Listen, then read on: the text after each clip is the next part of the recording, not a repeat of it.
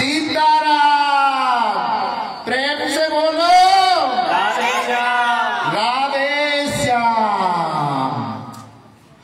अब तो कन्हैया ने देखा तो कंस मामा जी तो बहुत ऊपर बैठे हैं, ऐसी छलांग लगाई, ऐसी छलांग लगाई, छलांग में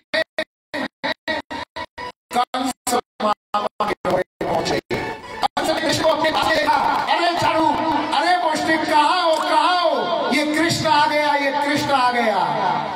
इतने में कृष्ण ने हाथ से उसके मुकुट पर प्रहार कर दिया। तो कंस महाराज का मुकुट लुढ़क तो और नीचे जा पड़े हो, रणभूमि में पहुंच गो।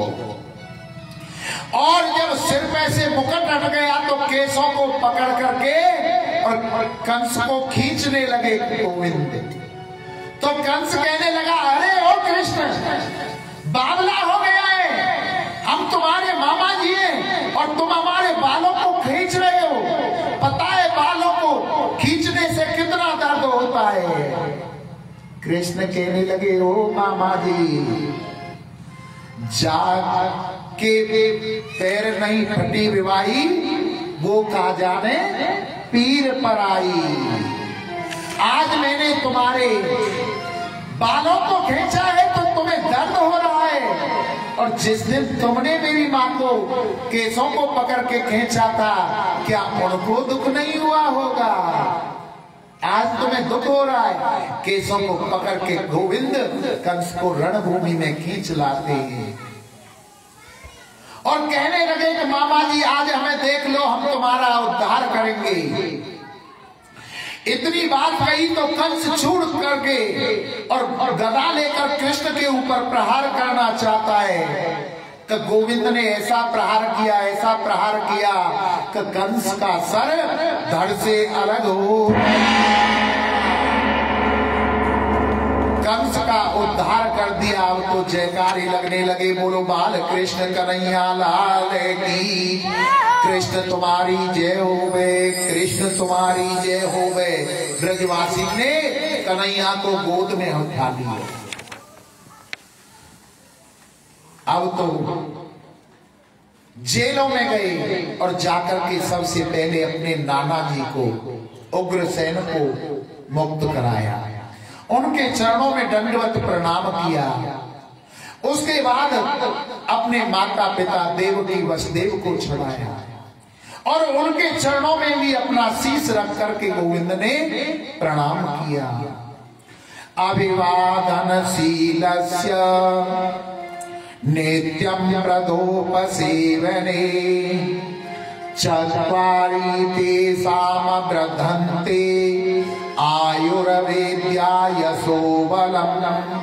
जो अभिवादनशील होते हैं, जो अपने माता पिता को प्रणाम करते हैं, उनके चरणों को छूते हैं, उनकी 4 चीजों की वृद्धि होती है। आयु, विद्या, यश और बल, 4 चीजों में वृद्धि होती है। उन्हें मुक्त कराया। आज देवकी ने कृष्ण को दूसरी बार देखा। पहली बार कब देखा था? जब जन्म लिया था कृष्ण, मात्र कितनी 1 घड़ी के लिए बस अपना दुग्ध पान कराया था और वसुदेव जी को देकर गोकुल भेज दिया था। आज कृष्ण 11 वर्ष 54 दिन के उनके पास आए थे, तो ऐसे लगते जैसे 20 वर्ष का युवान पट्टा हो। तो देवकी अपने मन ही मन में कहने लगी कि हे यशोदा, मैं तेरे को प्रणाम करती हूँ। जिस दिन मैंने इस कृष्ण को तुम्हारे पास भेजा था, जरा सा भेजा था, तुमने मेरे बालक का इतना लालन पालन पोषण किया कि आज ये 20 वर्ष का युवा पट्टा लगता है। ब्रजवासियों ने कहा कि हे गोविंद, घर को चलो, वृंदावन को चलो। तो कृष्ण ने कहा कि अभी समय नहीं है, कुछ कार्य यहाँ के रह गए हैं, उन कार्यों को पूरा करके मैं तुमसे मिलने की चेष्टा करूंगा। आज ब्रजवासी उदास होकर रोते हुए मथुरा से वृंदावन को चले जाते हैं। मुंडन कराया गया, कृष्ण बलराम का यज्ञोपवीत संस्कार कराया, विद्या अध्ययन करने के लिए सांदीपन गुरु के आश्रम में भेजा। अल्पकाल में ही मेरे प्रभु ने विद्या पूरी कर ली और वहां पर उनकी मित्रता सुदामा जी से हो गई। सुदामा जी से मित्रता हुई। सुदामा जी के बारे में भी बड़ी भ्रांति फैला रखी है। सुदामा जी इतने ज्ञानी ब्राह्मण थे कि दूसरे के मस्तिष्क को देख करके पढ़ लेते थे कि इसके जीवन में क्या होने वाला है। जब वहां रहते थे तो उन्होंने देखा कि कृष्ण के जीवन में चना को खाने से दरिद्रता आ जाएगी, गरीबी आ जाएगी, परंतु सखा वही है जो विपत्ति में सखा के काम आए।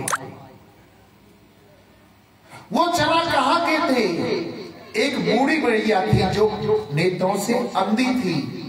उस बूढ़ी मैया ने एक एक चना बीना, पोटली बांध करके रखी कि कोई चोर आ जाता है और उन चराओं को चरा करके ले गया।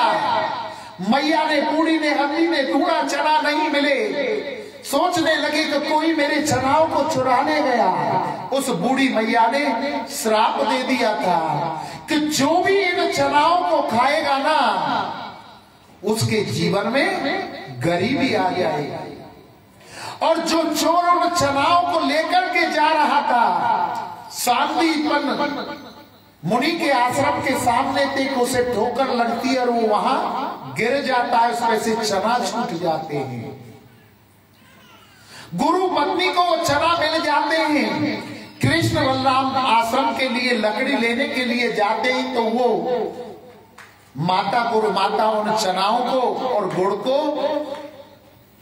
कृष्ण और सुदामा को दे देती है कि आप इनका भोग लगा लेना। सुदामा ने देखा कि ये वही चना है जिससे मेरे गोविंद के जीवन पर गरीबी आएगी, तो सुदामा उन सारे चनाओं को अकेले ही खा जाते। विद्या पूरी होती है। वहां से चलने को हुए तो सुदामा जी से कृष्ण ने कहा कि हे सुदामा, आपको निमंत्रण है, आप मेरी नगरी आना। सुदामा जी ने कह दिया कि हे गोविंद, अवश्य आऊंगा। आ जाते हैं मथुरा में। मैया देवकी ने आज कृष्ण के लिए पहली बार भोजन बनाया और भोजन एक थाली में लगा करके कृष्ण के कमरे में गई और जाकर के थाली कृष्ण के सामने रख दी और कहा कि कृष्ण भोजन पालो। जैसे ही मैया देवकी के मुंह से सुना कि कृष्ण भोजन पालो, कृष्ण तो बड़ी जोर जोर से रोने लगे। मैया ने सोचा कि ऐसी मुझसे क्या गलती हो गई, मैंने ऐसा क्या कह दिया कृष्ण से जो कृष्ण रो रहे हैं। देवकी दौड़ी दौड़ी वसुदेव जी के पास आई और कहने लगी कि हे स्वामी, आज मैंने कृष्ण के लिए पहली बार अपने हाथों से भोजन बनाया और मैंने कृष्ण से कहा कि कृष्ण भोजन कर लो, तो भोजन करने की बजाय कृष्ण रो रहे हैं।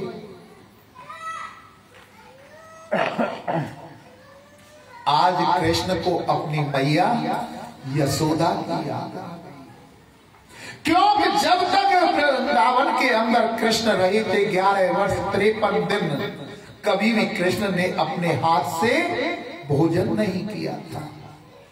जब भी मैया भोजन कराती थी, कृष्ण को अपनी गोद में बिठा लेती थी और अपने हाथों से भोजन कराती थी। देवकी ने आज जो देवकी मैया ने भोजन दिया वो सामने परोस दिया और कहा कि कृष्ण भोजन कर लो, तो कृष्ण मैया की याद में रो रही है कि उसी समय वहां पर उद्धव आ जाते हैं।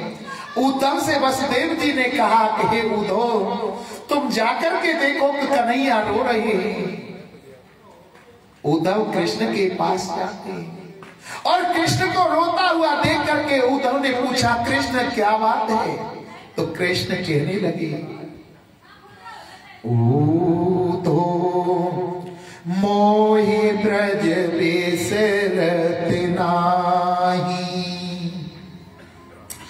हंस सुता को सुंदर कलेवर और गुंजन की छाई, नंद बाबा वे मैया यशोदा को मैं भूलत नाही, ऊधो मोहि ब्रज बिसरत नाही। हे उद्धव, मुझे ब्रज की याद आ रही है, मुझे नंद बाबा की याद आ रही है, मुझे यशोदा मैया की याद आ रही है, मैं उसे भूल नहीं पा रहा। उद्धव, तुम एक काम करो, मेरी चिट्ठी पत्र लेकर के वृंदावन को जाओ, ब्रज को जाओ और मेरे नंद बाबा, मैया यशोदा, मेरे सखा और ब्रज गोपियों को तुम मेरी बात कह करके आ जाओ।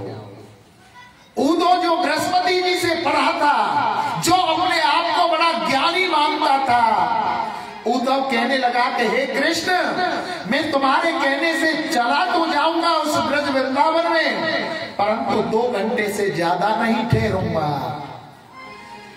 आप जाओ तो सही। पाती लिख करके दे दी, काली सी चौधरी उठा दी और मोर का पंख लगा दिया कि इससे मित्र तुम्हें पहचान लेंगे। 2 घंटे में आओगे, 2 दिन में आओगे, वो तो बाद की बात है, तुम जाओ तो सही। आज उद्धव मथुरा से वृंदावन के लिए चल देते हैं और जो डगर मथुरा से वृंदावन के लिए आती थी ना, उस डगर पर मथुरा से आते हुए को प्रत्येक को देखते रहते थे ब्रजवासी, वृंदावनवासी। कन्हैया को कभी तो हमारी याद आएगी, कभी तो इस डगर पर आएगा। आज मथुरा वासियों की तरफ से, मथुरा की तरफ से आते हुए एक रथ को देखा वृंदावन वासियों ने, ब्रजवासियों ने, तो सोचने लगे कि हमारा कृष्ण आ रहा है। उन्होंने दौड़ लगा दी। जो छोटा सा मधुमंगल था रूठ करके वहीं बैठ गया। सखाओं ने कहा, अरे लाला, तो ही कृष्ण से ना मिल लो।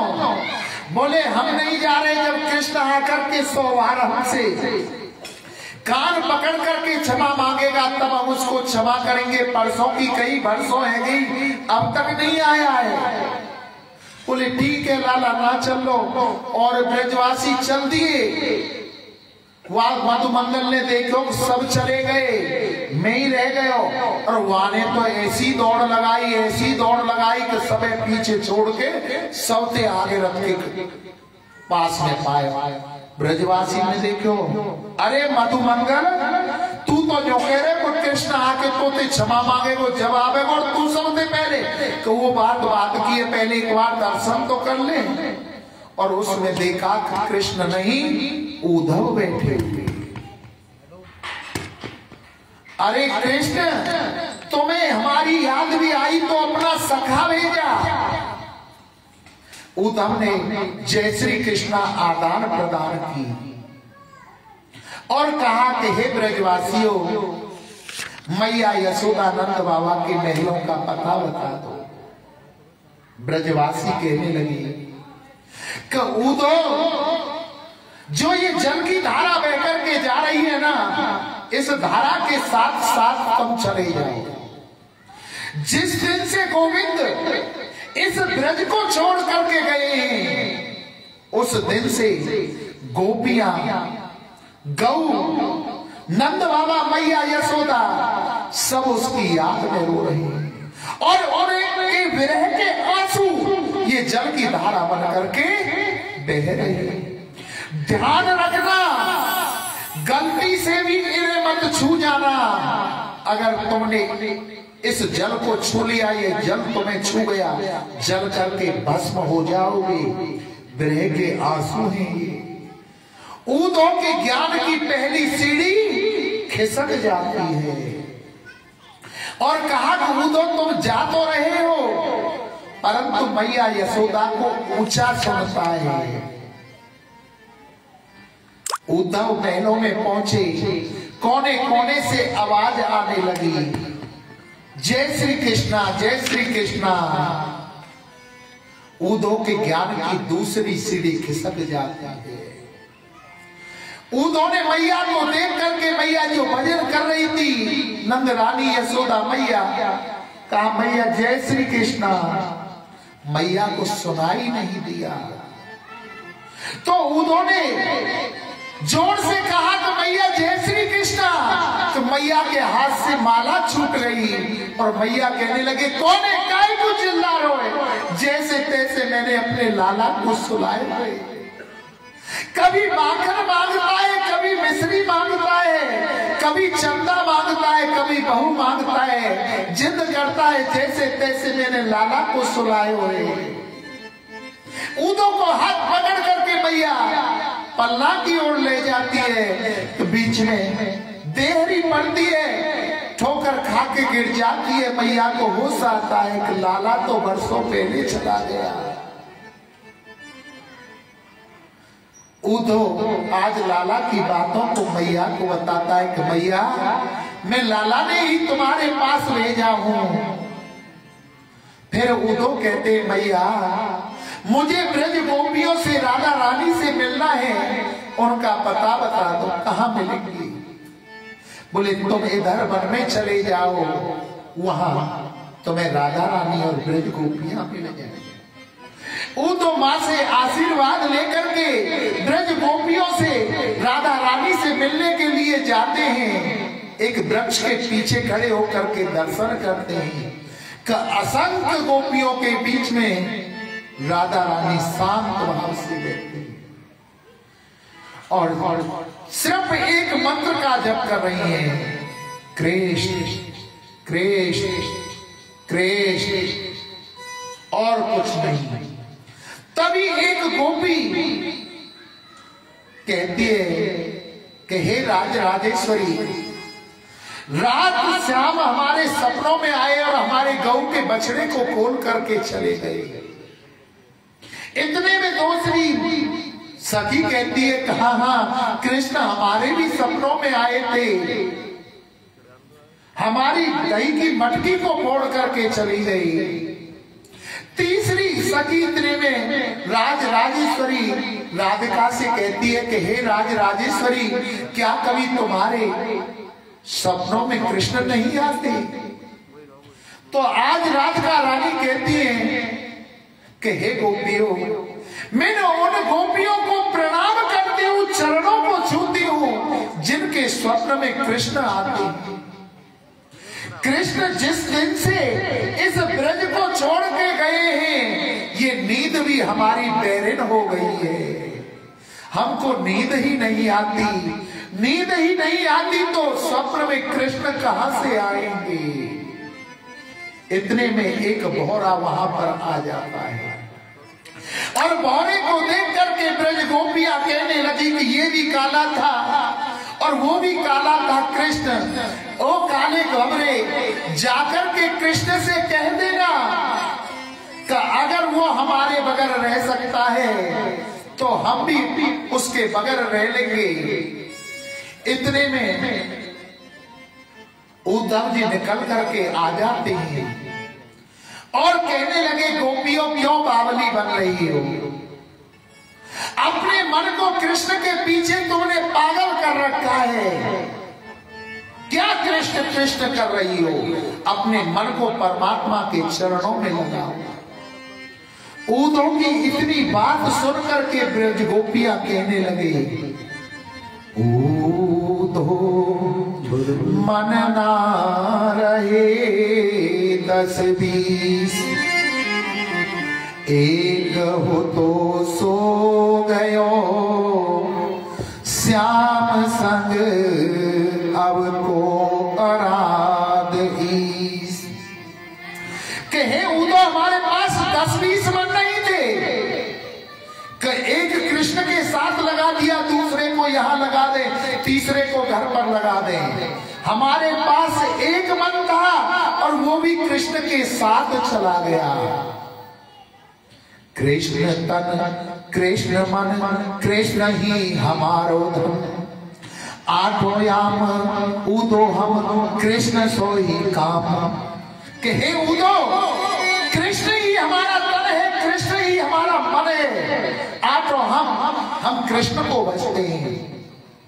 और यहां से मथुरा कोई ज्यादा दूर नहीं है उदो। हम चाहे तो सुबह से शाम तक 10 बार मथुरा जाकर कृष्ण के दर्शन कराएंगे। परंतु जिस दिन से हमारा कृष्ण मथुरा गया है, हमने मथुरा में जाकर के माखन बेचना छोड़ दिया है। क्योंकि अगर हम माखन बेचने जाएंगे, कृष्ण हमको देखेगा, हमारी याद आएगी, रोएगा। और असली प्रेम, असली धन यही होता है कि हमारे कारण हमारे प्रेमी को दुख ना मिले, तो वो सबसे बड़ा ऊंचा प्रेम होता है। और गोपियां लक्ष्य बनाकर के उधर से कहती हैं क्या, ये तो प्रेम की बात है। भैया तेरे मन में दूसरे की है तो दूसरा बोल रहा है।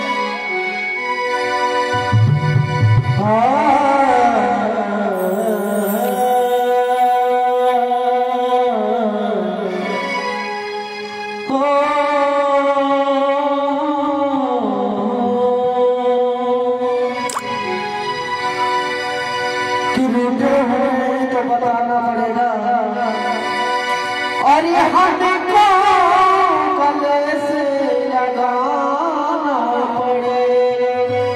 जय हो।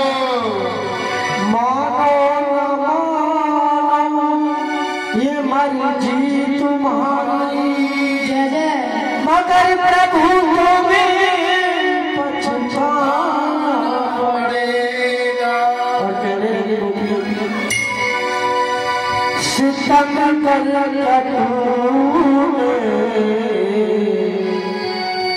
सितम कर दिया,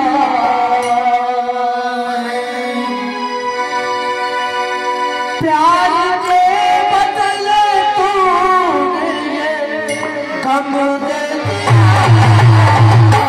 सितम कर तूने सितम कर दिया,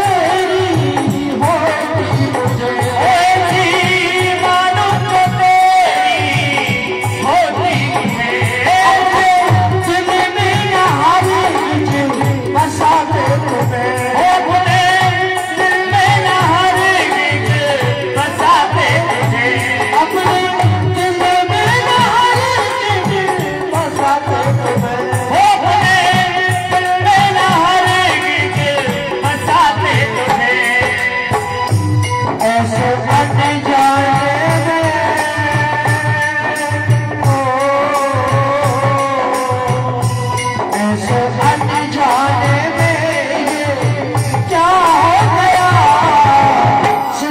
करके तूने सितम कर दिया, सितम करके तूने सितम कर दिया, वो सितम करके तूने सितम कर दिया, सितम करके तूने सितम कर दिया।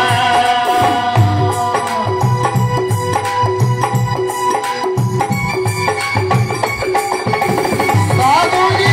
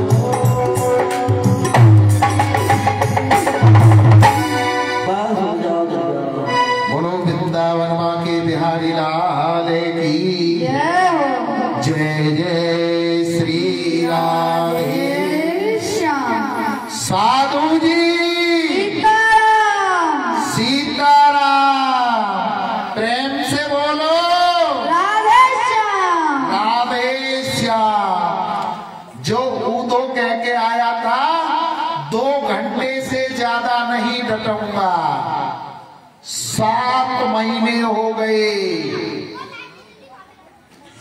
ऊदो सूदो है चलो, सुने गोपिन के बेन, ज्ञान बजाई डुमडुमी और प्रेम बजायो ढोल। जो ज्ञान की बातें करता था उसकी ज्ञान की बातें तो डुमडुमी के समान रह गई और प्रेम की जीत हुई प्रेम ढोल के समान बजा। जो ऊदो कह करके आया था कि 2 घंटे से ज्यादा नहीं रहूंगा, 7 महीने हो गए थे उसे गोपियों के वचनों को सुनते सुनते। और 7 महीने बाद जब वो गोविंद मथुरा पहुंचा तो जाकर के कृष्ण से कहने लगा, कृष्ण तुम बड़े निष्ठुर हो, तुम्हें ब्रजवासियों की याद नहीं आती है जो उन्हें छोड़ करके यहां पर रहते हो। कृष्ण ने कहा कि हे ऊदो, तुम्हारे ज्ञान के ऊपर प्रेम की भक्ति चढ़ाना अति आवश्यक था। वो ब्रजवासी मुझसे दूर नहीं है, वो ब्रजवासी मेरे पास ही है। आज ऊदो को गोविंद ने सभी ब्रजवासियों के वहीं पर दर्शन कराए हैं, राधा रानी आदि के दर्शन कराए तो ऊदो को संतुष्टि हुई। दर्शन के ऊपर एक प्रसंग याद आ गया। हमारा चेला था चंगीलाल, आज बहुत लेट हुआ बेचारे की ट्रेन छूट गई दिल्ली से। चंगीलाल की ट्रेन छूट गई तो बेचारा लेट पहुंचा। हमारा चेला था चंगीलाल, पलवल का ही रहने वाला था, शिव कॉलोनी का, परंतु ये नहीं बताया कि कौन से मकान में रहता है। हमें पता है कि चंगीलाल को पता है, नहीं तो तुम सब मिलने पहुंच जाओ। चंगीलाल ने मन में सोचा कि चलो मथुरा वृंदावन के दर्शन करके आते हैं। अब तो चंगीलाल पलवल से ट्रेन पकड़ी और मथुरा स्टेशन पर पहुंच गई। मथुरा स्टेशन पर उतर के जन्मभूमि के दर्शन किए।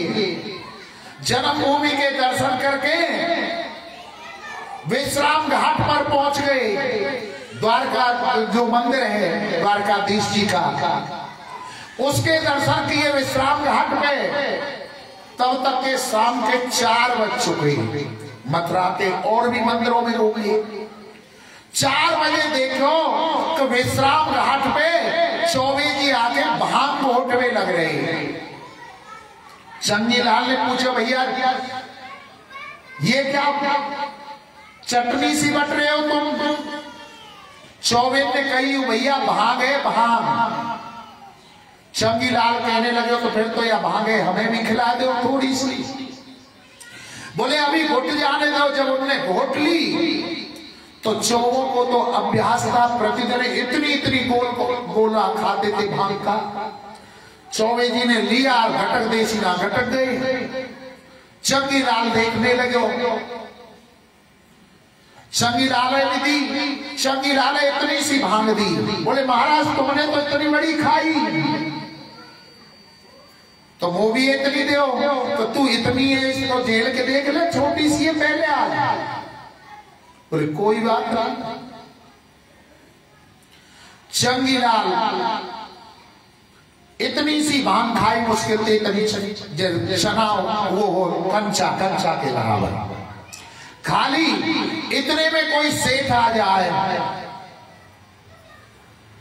और एक किलो के पेड़ हम के उन्हें रखे डिब्बा बांट रहा, जो भी संत महात्मा जो मिल रहा उसी को एक डिब्बा पकड़ा दे। और कहने लगे वो सेठ जी का अगर कोई 10 किलो रबड़ी खा जागो तो आए 1100 रुपया इनाम में दूंगो। एक चौबे जी बोले सेठ जी रुक जाओ। बोले रुक तो जाएंगे, बता कि एक बार 5 मिनट के लिए रुक जा, 10-15 मिनट में मैं अभी आया, तेरी 10 किलो रबड़ी है, मैं खा जाऊंगा। अब तो जी चौबे गयो और 15 मिनट पीछे आयो और सेठ जी ने कही सेठ जी ले आओ अपनी रबड़ी है। सेठ जी 10 किलो रबड़ी लेके आए। सेठ जी भी कहां के पता है? कहां के? चाट के सेठ बोले लिया रबड़ी हम देखेंगे। अब तो वह चौबे जी के आगे 10 किलो रबड़ी रखी। चौबे जी सवरी रबड़ी है, थोड़ी देर में खा गई। सेठ जी को दिमाग खराब, 10 किलो रबड़ी है खा गो पूरी पराते। सेठ जी ने कही कोई बात नहीं, तुम्हें रुपया तो देंगे हम 1100, परंतु अन्यो बताओ तुम घर गए कहा करके आए, कहा कोना टोट का करके आए, जाते तुम 10 किलो रबड़ी खा गई। बोले मैं घर ना गया, पहले मैं दुकान पे गए हलवाई की पे और वहां जाके देख के आया को मैं 10 किलो रबड़ी खा सकूं को ना, पहले वहां 10 किलो खा के आए हो, जब वो 10 किलो खा गई तो जाए।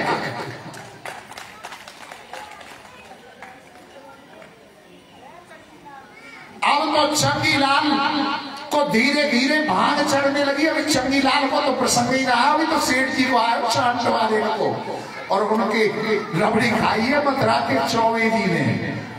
चंगीलाल भाग चढ़ने लगी तो चंगीलाल ने जो मिठाई को डिब्बा दियो, चंगीलाल ने पेड़ा को डिब्बा खोले और आमते गटक गटक गटक गटक कोई 10 मिनट में सबरे पेड़ा ने खा गो। और कहते हैं कि भांग मीठे दे चढ़ जाए। अब तो चंगीलाल भांग चढ़ गई और चंगीलाल सोचने लगो कभी तो हमने मथुरा के मंदिर के दर्शन करे, वृंदावन के तो गए ही ना है और भांग हमको चढ़ गई। अगर वृंदावन जाएंगे कई रास्ता में एक्सीडेंट होगा तो बात बिगड़ जाएगी। वहां देखो विश्राम घाट पे नाव खड़ी, नाव। चंगीलाल ने सोचो कि ये जमुना जी मथुरा में भी है, वृंदावन भी जा रही है, नाव पे चले वृंदावन। नाव में बैठ गए बेचारो चंगीलाल और बड़ी जोड़ते हुआ जो डंडा रहे ना, चंपू जिन्हें बोलते हैं, चंपुओं से नाव को चलाने लगे और नाव को चलाते रहे, बड़ी जोर जोड़ते चलायो और ऐसे भाव में खो गए को उसको तो नाम में ही वृंदावन के दर्शन हो रही है। वृंदावन मां के बिहारी के दर्शन कर लिए और पूरी रात बड़ी जोर जोड़ते नाव चलाई। सुबह थोड़ा सा होश आयो तो चंगीलाल मन में सोचने लगे कि मथुरा का वृंदावन का हम तो दिल्ली भी पार कर गए होंगे, दिल्ली पलवल भी छोड़ गए होंगे, जमुना पलवल से आगे दिल्ली पहुंच रही है, इतनी चलाई हमने तो पूरी रात बड़ी जोर जोड़ते चलाई। पीरी फटी लोग स्नान करने के लिए आने लगे और जय श्री कृष्णा है रही वहां। बोले भैया ये कौन सा घाट है? बोले ये विश्राम घाट है। बोले विश्राम घाट पे तो हम रात हम यहाँ नाव में बैठे और पूरी रात हमने नाव चलाई है बड़ी जोड़ते चमकुनते और अभी ये विश्राम घाट पे। इतने में टिल्लू गुरु निकले आए कहते हुए बोले ओ चंगीलाल ये नाम जा बांसते बल्ली ते बंद रही न जा खूटाते रात वा खूटा में वा रस्सी तो खोलनो तू भूल ही गयो, यही चला तो रहो। बोलो राधे राधे। श्री सुखदेव जी वर्णन करते हैं कि कंस की 2 पत्नियां थी, अस्ति और प्राप्ति। अस्ति माने है और प्राप्ति माने होगा।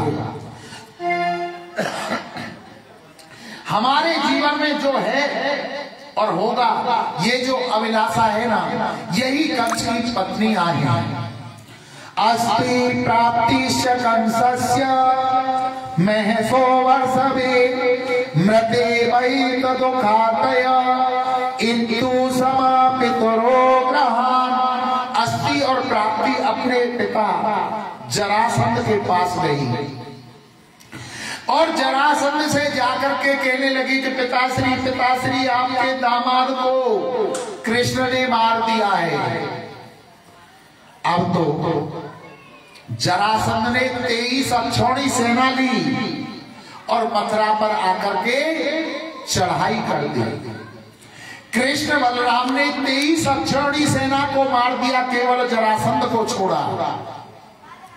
जरासंध ने एक बार नहीं, 2 बार नहीं, 23 अक्षौणी सेना लेकर 17 बार मथुरा पर चढ़ाई की थी और 17 की 17 बार 23 अक्षौणी सेना को मार देते, केवल जरासंध को छोड़ देते कि जा तू ले तो आज सब पापी में सबको उद्धार हम करते रहेंगे। 18वीं बार उस जरासंध ने क्या काम किया, 11,000 ब्राह्मणों को अपने यहाँ पर बुलाया और कहा कि महाराज आप भजन करो और भजन ऐसा करो कि मैं कृष्ण को हरा करके युद्ध में आऊं। अगर मैं कृष्ण को युद्ध में हरा करके आया तो तुम 11,000 ब्राह्मणों को इतना धन दूंगा कि कभी जीवन में फिर मांगने की जरूरत नहीं पड़ेगी। और अगर मैं युद्ध में अब की बार हार करके आया तुम 11 के 11,000 को सूली पर चढ़वा दूंगा। अब तो ब्राह्मण देवता जप करने लगे कि कैसे भी बचा लो प्रभु, कैसे भी बचा लो। प्रभु का भजन कर रहे हैं, जरासंध आ जाता है, मथुरा पर चढ़ाई कर देता है। प्रभु के कानों में उन 11,000 ब्राह्मणों की आवाज आ रही, प्रभु कैसे भी हमारे प्राणों को बचा लो। गोविंद ने बलराम से कहा, भैया ओ दाऊ चल भाग चल।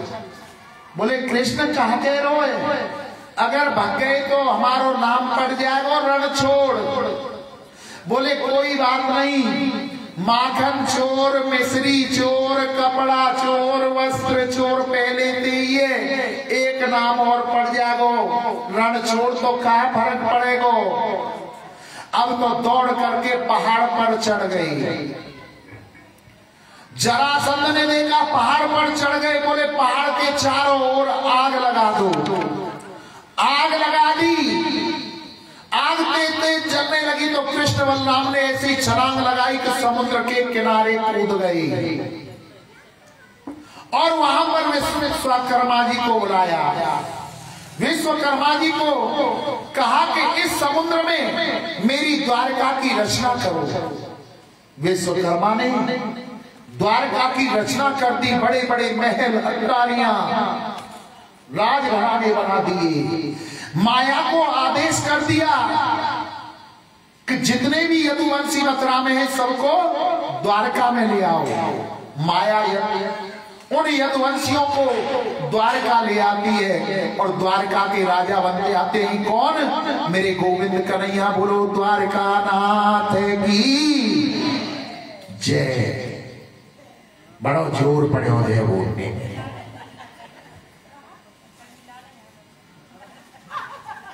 बुलाएंगे, एक और बुलाएंगे, लास्ट में बुलाएंगे। चलो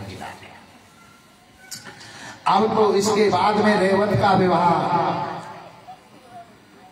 रेवत नाम का एक राजा था, उसकी पुत्री का नाम था रेवती। उसका विवाह बलराम जी के साथ में हुआ। श्री सुखदेव जी वर्णन करते हैं, राजा आसीद भीष्म को नाम विदुर आदिर पतये महा यस्य पंचा भवन पुत्रा कन्या चे वरना। कुंदनपुर के राजा थे भीष्म, उनके 5 पुत्र थे और बड़े पुत्र का नाम था रुक्मी। कोई कन्या नहीं थी। राजा की अभिलाषा थी कि मेरे कोई पुत्री हो, तो वन में तपस्या के लिए जाता है राजा, और वहां उसे एक कमल के फूल के ऊपर एक कन्या प्राप्त होती है। ये कन्या कौन है? रुक्मणी। और रुक्मणी कौन है? लक्ष्मी जी। और लक्ष्मी जी का कभी गर्भ से जन्म नहीं होता। पहली बार लक्ष्मी जी प्रकट हुई कहां से? जब समुद्र मंथन किया गया, समुद्र से प्रकट हुई। वही लक्ष्मी जी माता जानकी का रूप धारण करके आई, तो कहां से प्रकट हुई? जब जनक जी महाराज ने पृथ्वी पर हरण चलाया तो पृथ्वी से प्रकट हुई। वही लक्ष्मी जी अब रुक्मणी जी बनकर के आई, तो भीष्म को कहां से प्राप्त हुई? कमल के फूल पर उसको लेकर के आई और मन में संकल्प कर लिया कि इस पुत्री का विवाह मैं द्वारका के राजा कृष्ण के साथ करूंगा। समय व्यतीत हुआ, समय के साथ साथ कई बार क्या होता है, जब बालक जवान हो जाते हैं तो बुजुर्गों की घर में नहीं चलती, बालकों की चलने लगती है। रुक्मी जवान हो गया और अपनी बहन रुक्मणी की सगाई शिशुपाल के साथ में कर दी। शिशुपाल को जब इस बात का पता चला कि रुक्मणी के साथ मेरी सगाई हो गई है, तो शिशुपाल बड़ा प्रसन्न हुआ। और उधर रुक्मणी को जब इस बात का पता चला तो रुक्मणी रोने लगी और रोती रोती अपनी भाभी के पास गई और भाभी से जाकर के कहने लगी, भाभी भाभी देख भैया मेरी सगाई को शिशुपाल के साथ में कराए, परंतु कृष्ण को मैंने पति के रूप में माना है, मैं कृष्ण के सिवा किसी से विवाह नहीं करूंगी। भाभी समझाने लगी, रुक्मणी नंद जी तुम क्यों चिंता करती हो, अभी तुम्हारी शादी तो नहीं हुई, खाली सगाई हुई है, तुम कृष्ण के पास में पत्र लिखिए। तो रुक्मणी जी पत्र लिखती है, श्रद्धां गुणान भुवन सुंदर शृणुतामते निरसं कर्णवीवरैहस्तो मेतायं रूपं दृश्यं दृशितामिकलार्तलाभं त्वं युज्यतां विशतं चितं पत्र में। कहे गोविंद मैंने कभी तुम्हें सुना नहीं, देखा नहीं है, श्रुत्वा गुणान केवल तुम्हारे गुणों को सुना है, और नवदा भक्ति का पहला श्रवणम कीर्तनम सुनना ही पहला लक्ष्य बतलाया है, पहला लक्षण बतलाया। तो मैंने केवल आपके गुणों को सुना है, गुणों को ही सुनकर के मैंने आपको पति के रूप में धारण कर लिया। जो वस्तु सिंह को प्राप्त होनी चाहिए उस वस्तु को अगर गीदड़ प्राप्त करे तो ये अच्छा नहीं होगा। या तो आप मुझे बढ़कर के ले जाइए, अगर मैं शिशुपाल जैसे गीदड़ को प्राप्त होंगी तो मैं उसे मिलूंगी नहीं, अपने आप को नष्ट कर दूंगी। और आप ये सोचते होंगे कि लेकर के कैसे जाऊं, तो उत्तर भी अपने आप ही लिख देती है। अनंत पुरांतर चरीम निहतम बंधुवः सत्वामुदहि कतमिति प्रथमोपायम् पूर्वे धुरस्तमहति कुलदेवी यात्रा यस्यां बहिर्नहु बधुर गिरजामुपयतः। का हमारे कुल की रीति है कि जब कन्या का विवाह होता है तो कन्या कुल की देवी को माता कात्यायनी को पूजने के लिए मंदिर जाती है। आप वहां आ जाना, मैं आपको वरमाला डाल दूंगी और आप मुझे वर करके ले जाना। पत्र लिख करके एक ब्राह्मण को दे दिया। ब्राह्मण वो पाती लेकर के द्वारका पहुंचा और कृष्ण को पाती दिखाई। कृष्ण ने पाती को पढ़ा, चिट्ठी को पढ़ा, पत्र को पढ़ा, ब्राह्मण को भोजन कराया और तुरंत उसके साथ रथ में बैठ करके चल दिए। जैसे ही चले एक सामने से बलदाऊ भैया आ गई। बलदाऊ ने पूछा, अरे लाला कहां जा रहे हो?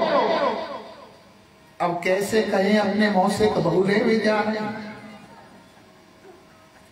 पहले जमाने का नियम था कि अगर बेटा बेटी के सामने ब्याह की बात होती तो वहां से उठ करके चले जाते। और अब का जमाना वाईफाई जमाना कहते हैं, हाई फाई वाईफाई, तो साथ में इंची टेप लेकर के घूमते हैं कि बराबर की चाहिए, सेम टू सेम। और ऐसी सेम टू सेम लेके आवे 2 महीना ब्याह ना हो, इतने कोर्ट में खड़े पावे।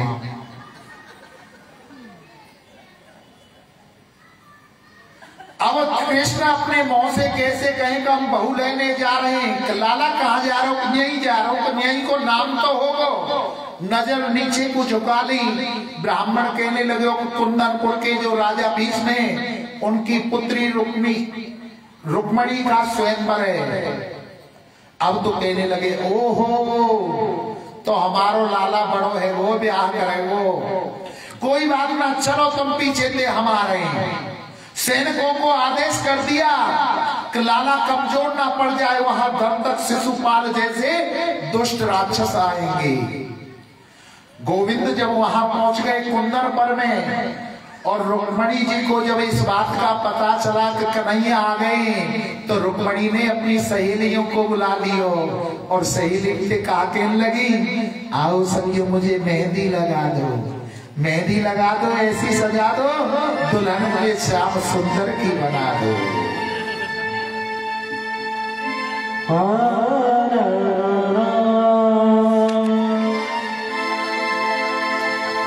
आओ मेरी सखियों मुझे मेहंदी लगा दो, मेहंदी लगा दो, मुझे सुंदर सजा दो, मुझे श्याम सुंदर की दुल्हन बना दो।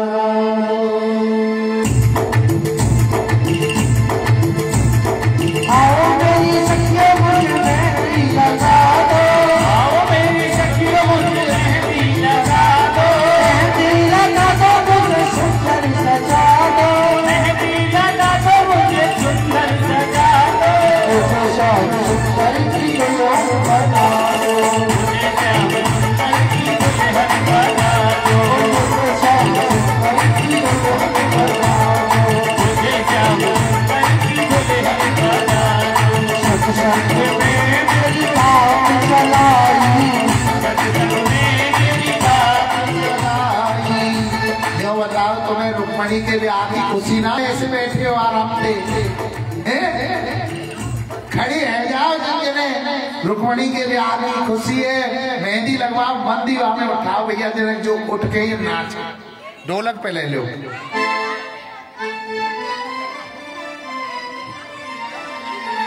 तो पहले बतानी चाहिए, अब तो एक चंगीलाल को सीट देते। सत्संग में मेरी बात चलाई,